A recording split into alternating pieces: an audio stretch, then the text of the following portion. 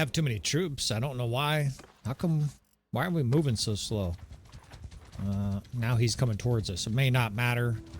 Now he's turning away. I don't know what this guy's doing. It looks like he's hesitant. Let's call some companions to our army here. That way we can track this guy down, destroy him. And if we can join Monchug down there, boy, we're going to have quite the vanguard. We're going to have 2,000 troops. He's going to have 2,500 troops. And we can really start pounding our way through this. We just lost a minor clan. That's, of course, of very little consequence in the long scheme. We're going to be able to catch this guy here. We outnumber him, but I think we're still going to fight this, and this is a good spot here with Monchug. Let's start an episode. Welcome back again to another episode of Tactical Enlightenment. Our YouTube channel is dedicated to all things Bannerlord related. Welcome back again, friends. Thank you for your support on this campaign. This campaign continues with Ryland in the east. We've expanded beautifully here.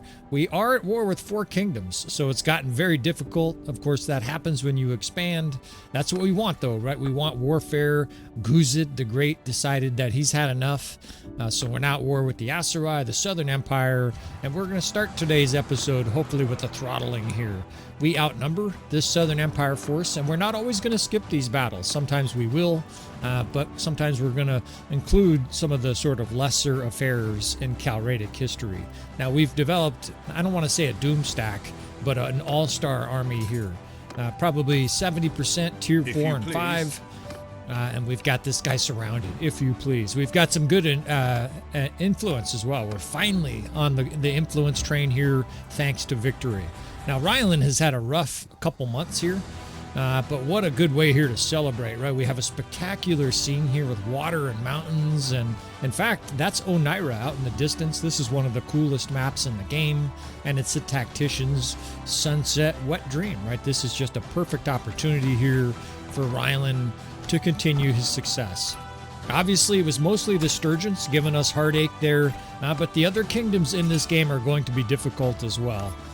The Sturgeons, boy, they are quite a challenge, but don't count out the Aserai, Guzid the Great, and of course, Wazuban. If you turn your attention away from Wazuban, you will be beheaded before you know it. So we're going to run, let's do 3 horse archer divisions. We could stick a few extra cav in that 8th division. That way they have a little bit of support and defense. Ryland will lead the 2nd division. I got to apologize for this. I got to get these companions sorted out. It's been a little while since we've been able to set up our units like we want. We're going to get our wife put into archer division here. We've got a bunch of archers in the 4th and 5th division. In fact, Rose is leading the 5th division. We'll try to put companions, especially those named after Patreon, in divisions. You guys, of course, are captains of the channel. And then we're going to be doing some surround and drown situation here. We're not going to be able to fight a perfect battle, but this is the kind of battle where we put on potentially a textbook destruction.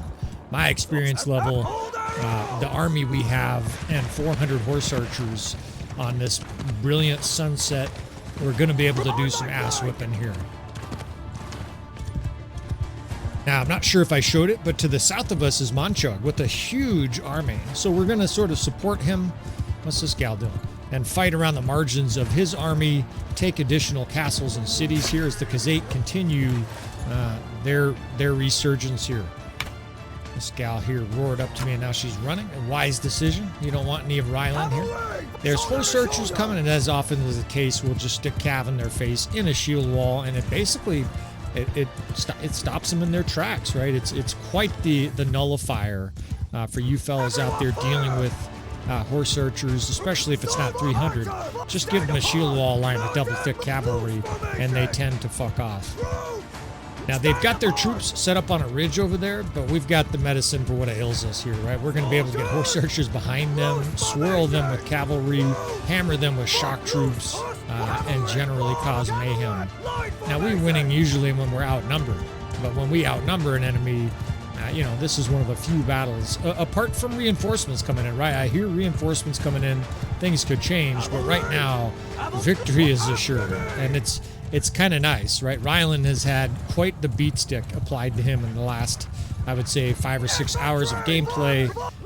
He's a little bit frustrated. He's a little bit battle frustrated here, and so don't be surprised if he takes out some of his anger on foes that are smaller than him, right? He's been picked on here a little bit. His skill set is getting better. I'm in the middle of a little bit of a binge session. I've been playing almost 2 straight hours, and we're going to do some major damage here. In fact, come get some of this. This Lord just is... You are the prey, and we are the predator. All right, they do have a good defensive position, but I don't think it's going to work. And their archers actually are kind of at the top of the hill. I don't know if all of them can shoot. It's not going to matter. Again, we're going to support our horse archers here with cavalry. We'll just bring up a cav line. Whoops. We'll pretend like we didn't get off our horse right in the middle of battle. And the archers can kind of shoot, but we're going to change that, right? We're going to immediately pressure those archers. We've got the 1st and 3rd infantry. We're going to move up eventually for the killing blow. But what I want to do right away is just start putting horses in the face of these archers here. These guys are all coming after Ryland, trying to get the bounty, cost them their lives. I've got the 6th, 7th, and 8th. They're all horse archers, and we're just going to form them almost in numerical order and form a ring shape around this enemy force. They've got a handful of horse archers, but it's not like our horse archers, right? We've got probably 200 or 250 cons guards.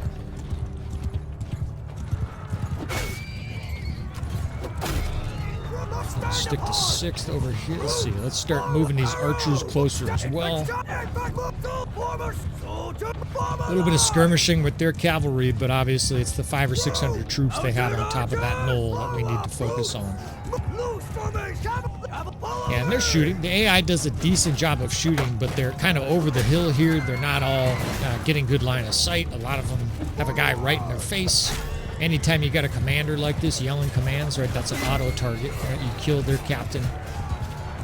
We're just going to swirl the 2nd cavalry here, but I'm not having them attack, right? We're just going to have these guys follow me. We'll have them attack targets of opportunity, and we're using merely as a distraction until we can get our horse archer killing machine set up here, right? The infantry, of course, is moving in. The infantry is going to clash soon, and look at our cavalry run through their infantry, right? When infantry is moving, cavalry does a pretty good job of kind of knocking the guys around and disrupting their formation. Now we come in behind here. In theory, we would do a hammer and anvil. It's not real effective in Bannerlord. You can slam in behind the enemy, but it's you know, it is somewhat effective, and so there's no reason not to do it in a situation, right? 1st and 3rd attacks towards the front. Our cav division comes in behind in a brutal hammer and anvil. They're being peppered with arrows. The 1st division is in a square here, just basically playing defense. They'll get their turn. The archers are all set up in beautiful positions here, and the enemy is insta-dying. I mean, look at the shit they're trying to fight through. It's a hail of 450 or 500 archers and horse archers. Our cavalry is trampeding. Yeah, that word. Don't know why I can't think of those 2 different adjectives, verbs. Yeah, we're stampeding. Or wait, we're trampling and stampeding. Yeah, we're trampeding. We make some new words here today. We are doing a little caffeine detox right now. I should probably mention that because my narration is probably going to be worse, right? That's the bottom line. Caffeine is quite, they call it in the sports, right? They would call it, you know, you're enhanced by some substance like PEDs and stuff like that, right? Performance enhancing drugs. So that's what caffeine is for a content creator. However, it's very important every once in a while to take yourself a little detox, right? Part of the thing it does, it helps to reset some of your tolerance levels, and you need less caffeine for it to be effective. You can also give your adrenal system a break. We'll break into little 30-second monologues about keeping yourself healthy out there, fellas. And it's mostly due to my wife. I have an amazing wife who's just the absolute quintessentially healthy person. She eats shit like flax and all kinds of weird stuff that the rest of us never eat before. She taught me how to grow kale and how to use it in smoothies so you don't even really notice you're getting healthy. And Ryland enjoys the end massacre here. There's a bunch of guys that love Ryland just doing some butchering, or Baron York, right? They like a little tearing of the limbs here at the end of battle. And as we talk about eating our chia seeds and flax, we'll shoot some peasants. some war crimes here. This is the son, right, of Baron York. You can expect some level of tyrannical despotism. and a beautiful sunset here to celebrate. I'm starting to get dialed in, right? Anytime you play this long, your hands and the mouse start to become like a single solitary organism. Our companions are gaining level, and look at that success, right? 87 casualties. We destroyed almost 1,200 troops. I'm looking for Rose. Where is she? She's down here. She's gaining levels too, right? Her athleticism continues to rip. It's beautiful. Now, we've got an auto-resolve here. Let's see how many casualties they have. We had 80-something. Look at, they had like 50 auto-resolving against 200. So we killed 11-something and had 80. They have 50 against 200. It just shows you how bad the auto-resolve is. Now, some guys are like, well, increase your tactics. Yeah, you're probably right, but I'm not going to waste a bunch of points in that when we're going to be mostly fighting. We will definitely auto-resolve just to save you guys some of the unnecessary stuff, right? You don't need to see us gleefully trample 200 troops with our 1,100. Take a few more prisoners here. Of course, Ryland has no constraints. Baron York is he's a nationalist. He's a I guess we'll say Baron York is a racist. We'll add to his negative traits. But Ryland is an equal opportunity recruiter. Equal opportunity employer, I guess. He's actually, that's where the term came from. You've heard of that before? We're an equal opportunity employer. Ryland patented that in 1108. Now, we got so many prisoners from that here. I'm just forced to give them away here. Our army is... It's probably too big, right? Again, you've heard me talk about it in the last couple hours about how an army that's too big is actually very bad. Ask Napoleon in 1812 what happens when you have a huge army. And Bannerlord doesn't even have all the things that they would have in real life, right? In the 1812 Russian invasion, of course, I'm quite a student aficionado of that campaign. Napoleon basically made his armies too big, right? They were almost 600,000 or 700,000 troops, and it had dire consequences. So let's join him here at Dynastica, although he's being attacked. And whoa, we got a party down here, and hopefully we're invited. It looks like Manchug is being zerged by the Aserai. There's other lords and armies forming here. We got chaos, and just what the doctor ordered. We just fired up an episode, so to speak. Sometimes, my narration kind of trails off, and I'll mumble a little bit, or not talk as much. You guys are curious, when I'm sure things are going to be boring, like sieging down a castle. But nothing boring about this, right? We have an epic battle looming. He still has 1,400 troops, so we're going to make it there. Although we're really trudging along. We must be encumbered. It's going to be nighttime here if we're not careful.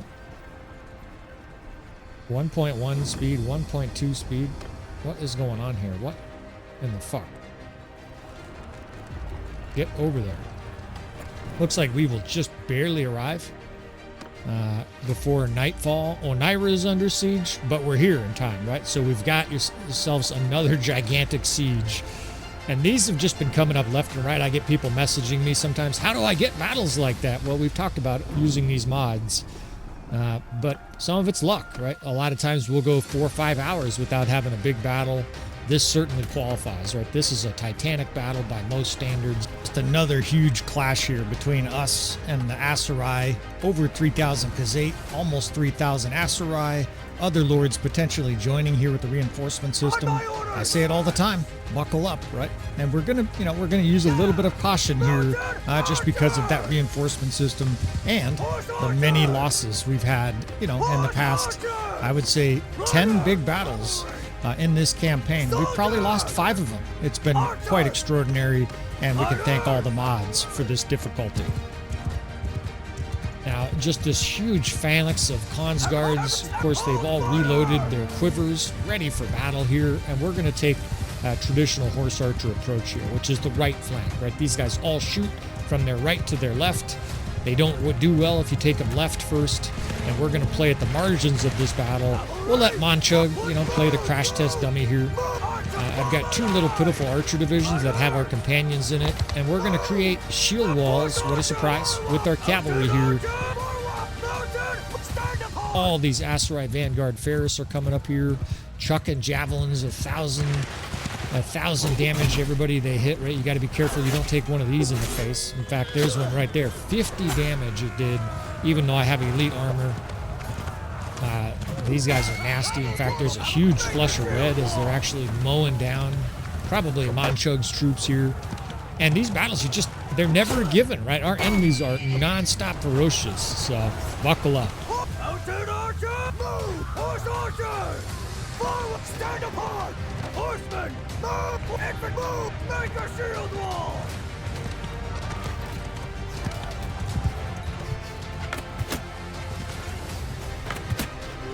Mounted archer, move! Forward, stand apart!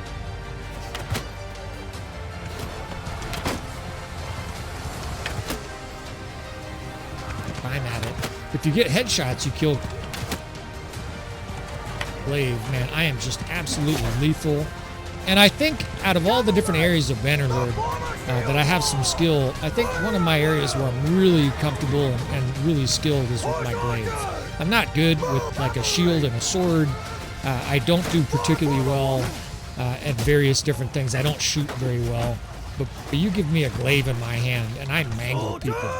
It was actually fun in my brief online foray as we protect our companions here against the rocks. Try to tuck them in here so they don't get killed by javelins. I'm trying, Marco.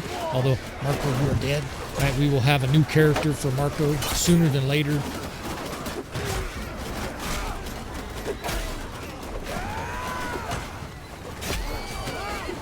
You lose your train of thought when you... Oh, I was saying, in my online experience, you know, I didn't do particularly well when I played the captain's mode of Bannerlord online. I had maybe 3 hours worth of play. I had a high ping, which is bad, right? When you're facing other... What the fuck? I'm running into stuff. When you're facing other humans, to have a delay is not a good thing. I had something like a 280 ping, which I guess is bad. You young guys would know if that's bad or not. Anyways, I'm not making excuses. I didn't do particularly well at commanding either because there was very little communication between the different divisions, and we got, I would say we had a fair rate of success. But anyways, when I did get a hold of I guess it was a Kazate unit with a Glaive, I must have killed 20 or 30 guys every episode, and we just mow down human players too. And they're just savage weapons, and of course, once you have the timing and speed down, it is the most powerful weapon in the game. Right? I don't care what anybody says. A well-armed Glaive on a horse, and you just become a killing machine. There's no real answer to it. It swings fast. It one-shots high-level troops. Come get some, Lord. We're losing horses at an astonishing rate in this campaign. I'm going to call the 3rd Division over here to get rehorsed, take some of their horses out. Fuckers. I got a cough.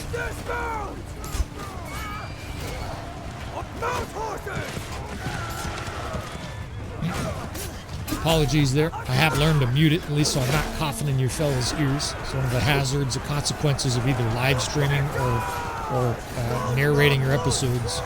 Is that sometimes, you know, you're gonna cough. I've never farted on a stream. I guess that's a thing.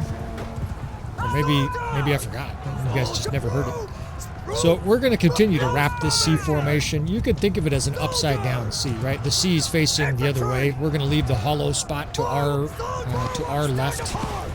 And again, because the horse archers are most comfortable shooting from their right to their left. Stick some archers, reinforce our line here. I'm holding the edge of the river. This is a very important distinction. I do it autonomously. I've played so much Bannerlord. But you really want the enemy in the river, and you want to be on land. You have the ability to move quickly. They do not. They trudge towards you. Their cavalry lose all their momentum. Your archers shooting their infantry have forever to shoot them because it takes a long time for their units to go through all that water. And I think we have the ranged advantage in a battle like this, right? Between... dude. Damn, that guy was tough. Between Manchug and our army here, we have a whole lot of horse archers and a fair bit of archers. I wish we had more archers. I think maybe once we get reinforcements, we'll have more. And we don't have a lot of infantry, right? So we're not eager just to rush over there and attack them with our meat cleavers. We'll do our damage here at range. And a lot of the guys that know me well on the channel, know tactics and Bannerlord, will tell you that this is the best army composition in the game. There are arguments, for others, but I don't care. I've got 10,000 hours or whatever, 13,000 hours playing. And this is just the best composition. What do I mean by the composition? We have infantry, we have cavalry, heavy cavalry, spear, shield guys. What I'm saying is you want 20 or 25% or less of those guys, and the rest archers and horse archers. Now, maybe they'll fix it so that spear cavalry are more effective down the road. Jav Cav, by the way, is kind of an amalgamation. I sort of consider them like a short-ranged horse archer. I agree with Jav Cav, too. Very potent. In fact, I wouldn't mind to have 20 or 30 Aserai Vanguard Ferris in this army. They're very powerful units. But compared to, like, God, Banner Knights and stuff like that, there's no comparison. Your Khans Guards are just head and shoulders better than Banner Knights. You know, provided you know what you're doing. If you just F1, F3, I imagine it's a close fight. Now, we've still got, that's a companion. I think that's Henry. He's over there.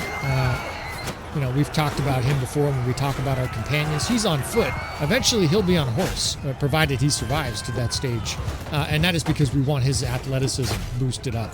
You want that because of all those perks you get. Now, we're going to build a couple different squares here. I've got this medium-sized infantry just sort of charging any spare parts that get across that river at us. I'm going to make 2 different infantry divisions eventually. One at that bridge, that way they can't rush over in a huge infantry line and we can flank them with archers. And then the other one I'm just going to basically have holding the edge of the river. Right? We're going to have the enemy come all the way across the river, getting shot the whole time, strafed by horse archers, charged by cavalry, and then when they finally do reach our side, we're going to have reinforced infantry.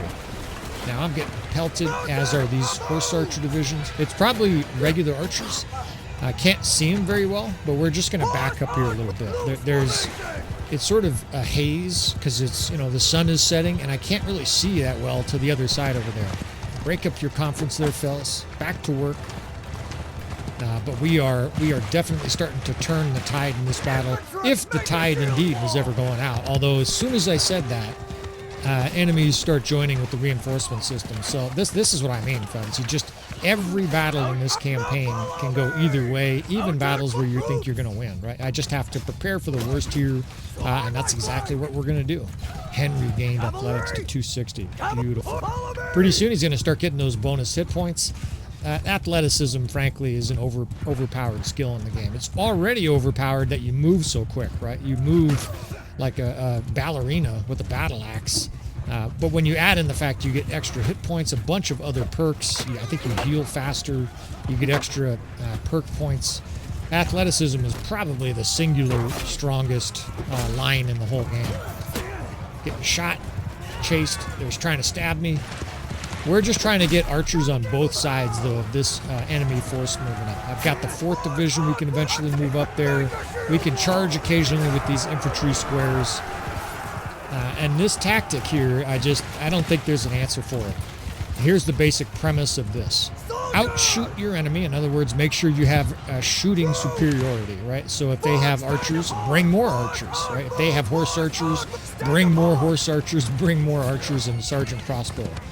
Once you outshoot the enemy, the entire game opens up to you. You can start winning battles that you never won before because you can start flanking, you can start killboxing, you can start making the enemy come to you. With horse archers, you not only control the momentum, but you control the angles.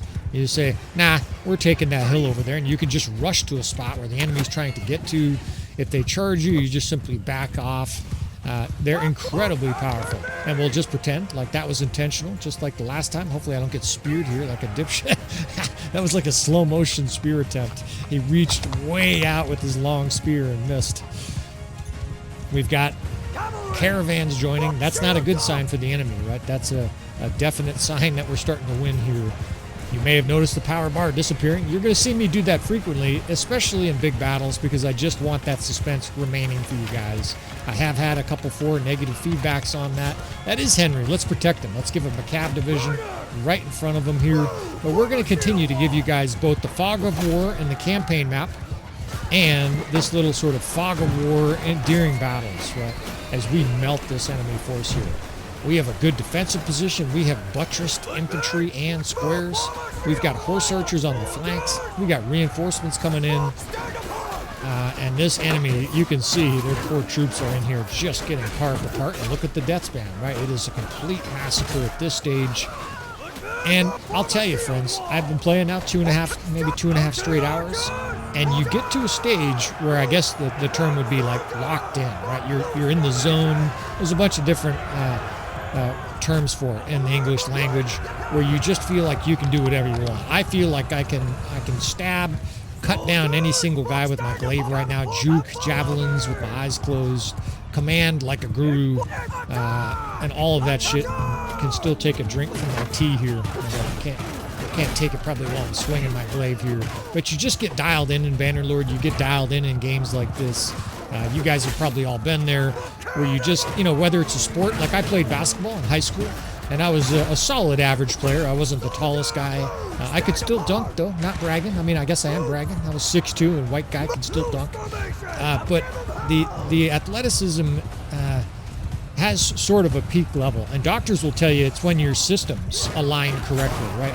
Part of it, of course, is practice. Part of it, of course, is gameplay exposure. When I play for 2.5 hours of Bannerlord, I play much better than when I've been playing for 12 minutes, right? At first, I'm all shaky, my swings are off, my timing is bad, until the muscle memory comes back.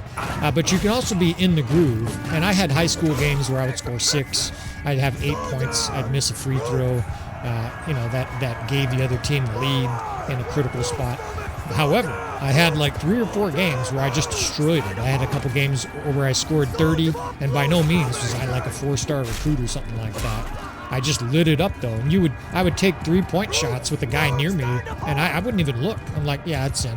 And you would hear the roar of the crowd with your back turned to the rim because you knew it was in. And that's how I feel right now at Bannerlord. I just feel like I can do whatever I want.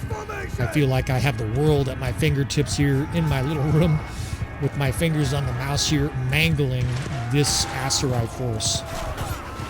We'll move up archers here in case there's more reinforcements.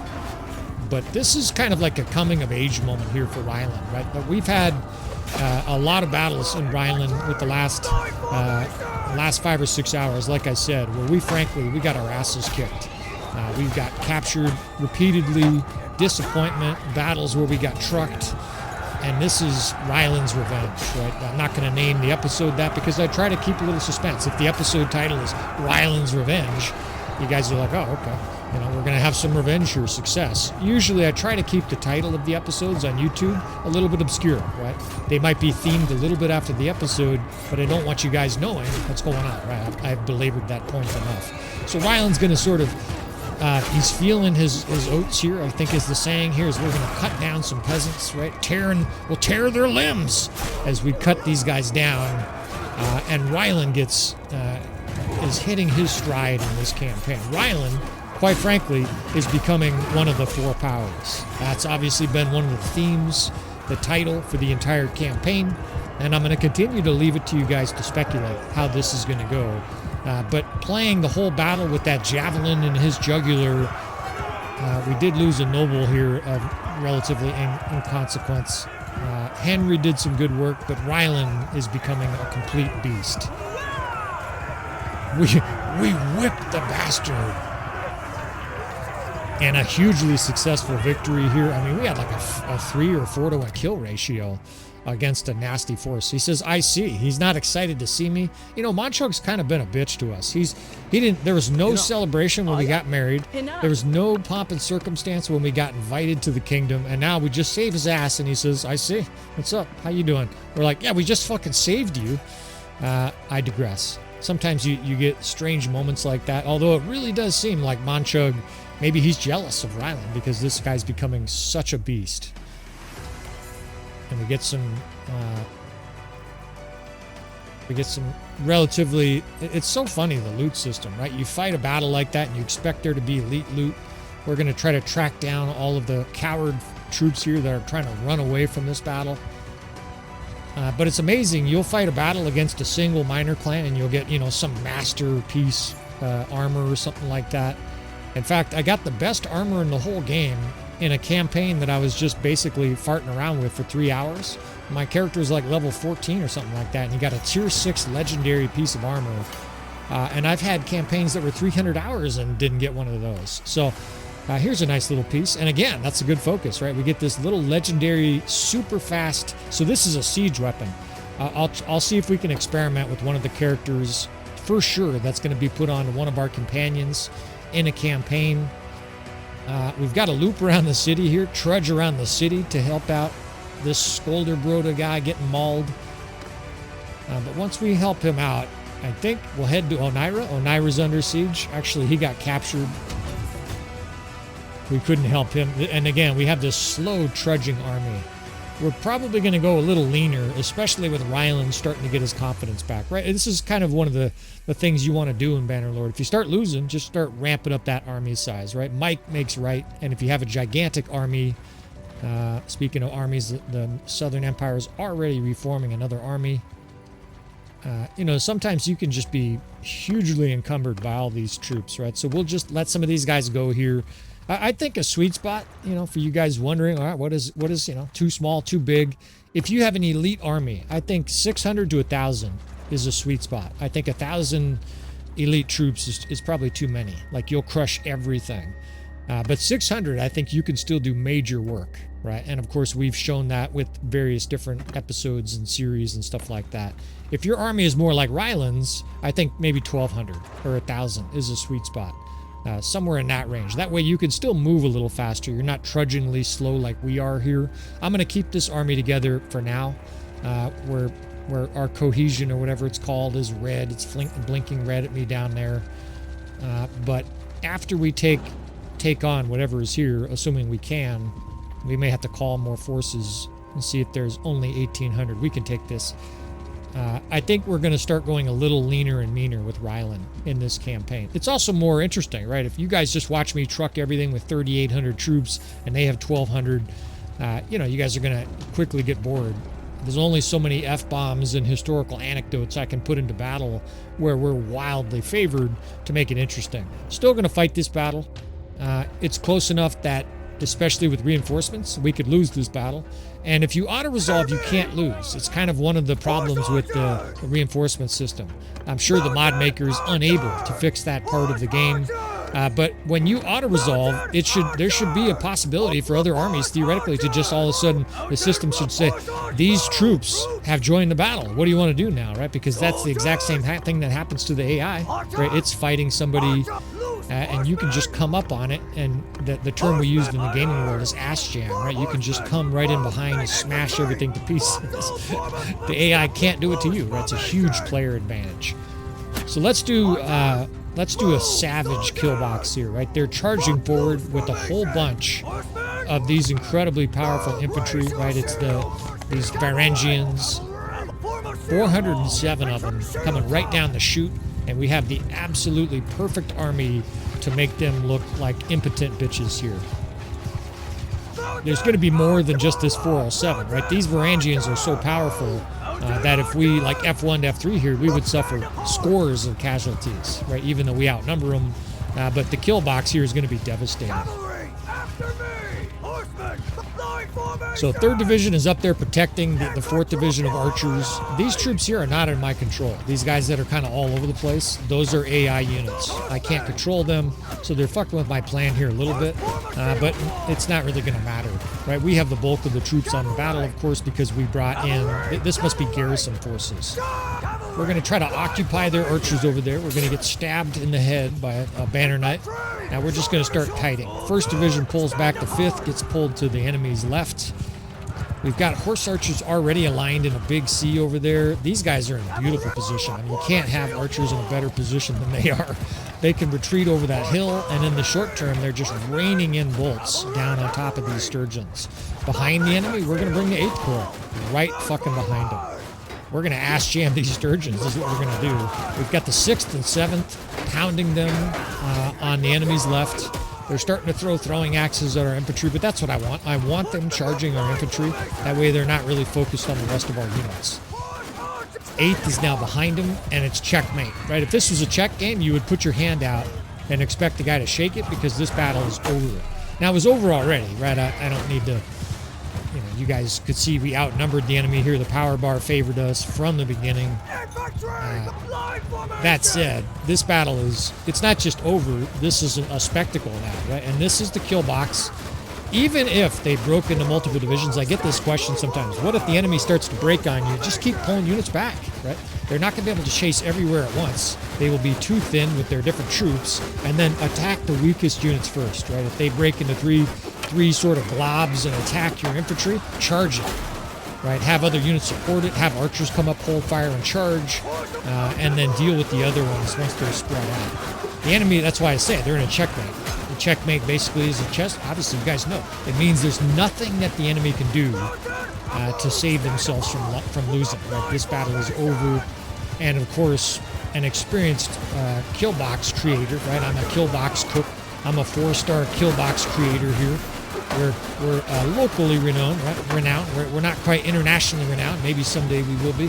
But you can see the results here. The death spam, even though these are elite troops, is almost 100% green as the enemy just gets shot into next week. I mean, they can't reach anybody.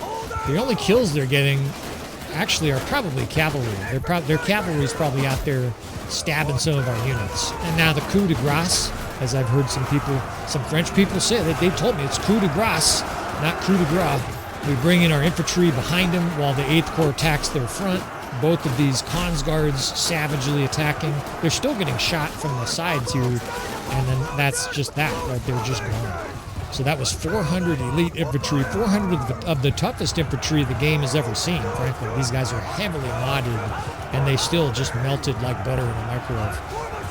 All right, let's apply pressure to the rest of these forces here. I'm done fucking around. Ryland has hit his streak. Like I said, I told you already, I'm starting to feel like Air Jordan here. I can take off from the 3-point line and slam dunk this stage. Let's fucking do this shit. Again, forming a C-shaped formation. In fact, we'll just get horse archers flanking this whole side over here. 6, 7, and 8, all the way down the line.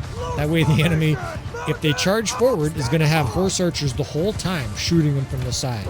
Now, they'll get shot by these archers, right? If you wanted to minimize losses, you would just make these guys all come to you.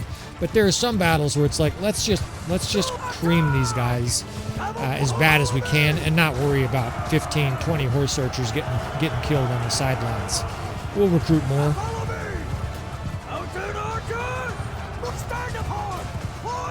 Now, we can't support them, of course. We're going to be dragging a cav division through here. We've got another cav division playing defense, and I'm just going to essentially drag this cav division through here. It distracts archers. We've talked about it a lot on the channel. Much more effective than having these guys charge. Just drive them to where you want them to go all along the way, killing people, running over archers, and the enemy dies. Yeah, just feeling it. I mean, I feel 20 years old again. I got that incredible sex drive that you 20-year-olds have. It'll slow down, fellas. Right? I would say the peak is like 30. And what I mean by that is it's obnoxious when you're 20. I can't believe my sex drive, looking back on it when I was 20, it was absurd. And fortunately, that is pre-porn, right? You poor guys with porn, man, it's a problem today. I'm not going to go into a monologue here about it right now, but I feel it's incumbent upon me, after reading a couple good books about it. I always like to know how the human mind works, and the human mind on porn is damaged, destroyed, all kinds of bad words, right? So I'll leave it at that, but it's incumbent on me to talk about it.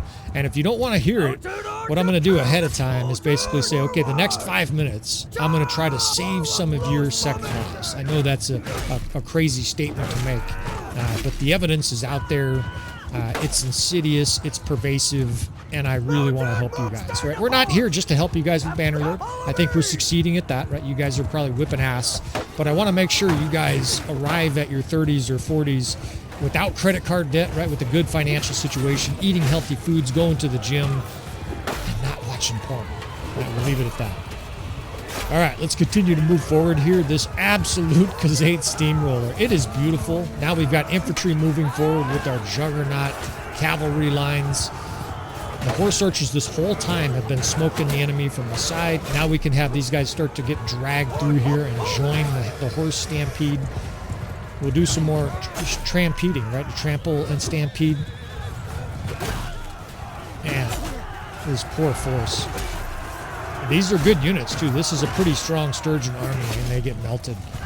And Ryland is becoming... I'm, like, afraid of Ryland at this stage. I've had stronger characters than Ryland before, but this guy is becoming an absolute beast. And this guy's got some nasty tendencies, friends. I would not expect him to be the hero of this campaign. He might be. I'm going to keep you guys guessing this whole campaign. but this guy definitely has some Anakin Skywalker traits, right? Like this guy very easily could be the prodigy that goes bad. And that remains part of the storyline here, is this incredible just teal tidal wave surges across the battlefield and mows down everything in sight. And quite a turnaround, right? The fellas who've seen this campaign, the last 6, 7, 8 episodes, especially from the perspective here of Ryland, quite a turnaround, right? We've been hammered and beat and had our shit pushed in and prisoner and mauled over here and bitch slapped over there. And now we're commanding an incredibly powerful army. Monchug is out there. Can anything stop this Khazate force, right? That continues to be sort of one of my taglines. Can anything stop Wazuban and the Aserai to the south? Can anything stop the Sturgeons? What about Baron York, right? When he's behind an army, they're almost unbeatable too, right? So these different forces are heading towards collision in this campaign. A destructive 5-to-1 kill ratio here. Over 300 in his polearm skill. No companion deaths. And we roll right along, right? Another impotent Khazate noble dead. We're not concerned about that. Just less guys that are going to take castle sieges from us. We're taking Norse commanders prisoner, right? Ryland is on top of the world. Take a few prisoners here. I'm trying to be judicious, and we're still not taking Varangians. I continue to... we will continue to not do that. And oh God, right? Now he becomes a god, right? I have become death, destroyer of worlds. He gets, and we're not doing crafted weapons, but this is about as good as any weapon as you can ever make, right? A legendary glaive. Now he's got a beautiful shining piece of armor and a savage polearm, and the whole world shakes with fear as we get melodramatic here in our video game. All right, friends, I think I'm going to wrap this episode up. I'm doing my best to keep you guys entertained, right? We are trying to put some epic behind this, right? You can't say it's an epic campaign without the campaign feeling, sounding, and smelling like epic, right? It's going to smell like epic, whatever epic is. Maybe that's like new car smell, which is carcinogens, by the way. You don't want the new car smell. You want to air your car out. Man, my brain's a squirrel. All right, we're going to wrap this episode up. Plenty more to come. I hope you enjoyed this episode, these gnarly comeback battles here by Ryland. His siblings are starting to emerge as a major power in the east. Baron York is in the west. The Aserai are in the south, and the Norse are in the north. What is going to happen with this campaign, right? And there are, of course, other details that are still to come. I hope you join us for the rest of this campaign. You want to subscribe, hit notify if you want to see the rest of this campaign. Please leave any comments you like, including criticism. I don't mind, fellas. And with all that said, I will see you friends next time.